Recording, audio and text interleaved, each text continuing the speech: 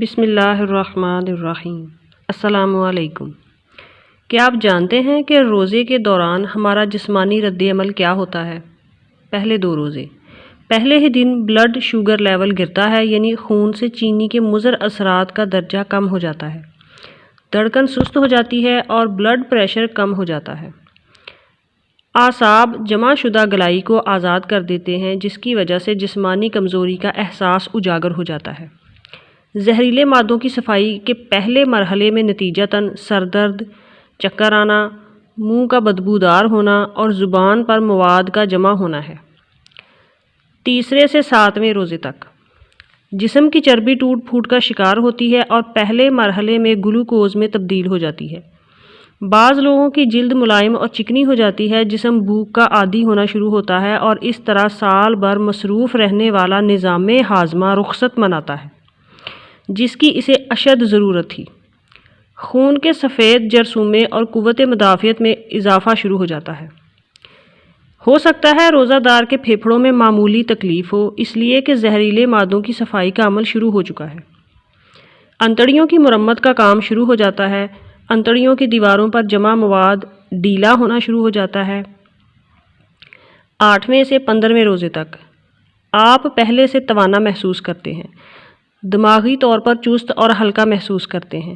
ہو سکتا ہے پرانی چوٹ اور زخم محسوس ہونا شروع ہوں، اس لیے کہ اب آپ کا جسم اپنے دفاع کے لیے پہلے سے زیادہ فعال اور مضبوط ہو چکا ہے۔ جسم اپنے مردہ یا کینسر شدہ سیل کو کھانا شروع کر دیتا ہے، جسے عمومی حالات میں کیمو تھراپی کے ساتھ مارنے کی کوشش کی جاتی ہے۔ اسی وجہ سے خلیات سے پرانی تکالیف اور درد کا احساس نسبتاً بڑھ جاتا ہے۔ اعصاب اور ٹانگوں میں تناؤ اس عمل کا قدرتی نتیجہ ہوتا ہے۔ یہ قوت مدافعت کے جاری عمل کی نشانی ہے۔ روزانہ نمک کے غرارے اعصابی تناؤ کا بہترین علاج ہیں۔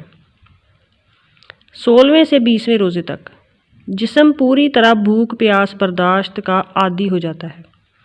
آپ خود کو چست چاق و چوبند محسوس کرتے ہیں۔ ان دنوں آپ کی زبان بالکل صاف اور سرخی مائل ہو جاتی ہے۔ سانس میں بھی تازگی آ جاتی ہے۔ جسم کے سارے زہریلے مادوں کا خاتمہ ہو چکا ہے۔ نظام ہاضمہ کی مرمت ہو چکی ہے۔ جسم سے فالتو چربی اور فاسد مادوں کا اخراج ہو چکا ہے۔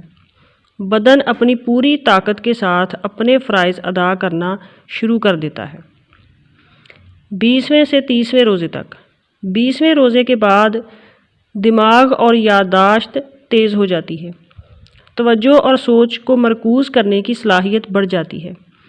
بلا شبہ بدن اور روح تیسرے عشرے کی برکات کو بھرپور انداز سے ادا کرنے کے قابل ہو جاتا ہے۔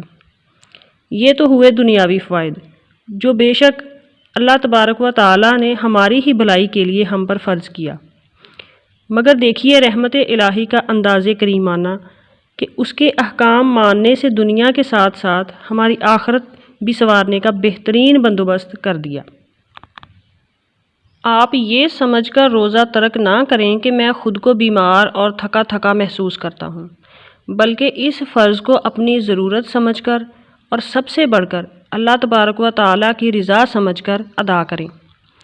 اللہ پاک سے دعا ہے کہ وہ ہمیں سمجھنے اور عمل کرنے کی توفیق عطا فرمائے۔ آمین ثم آمین۔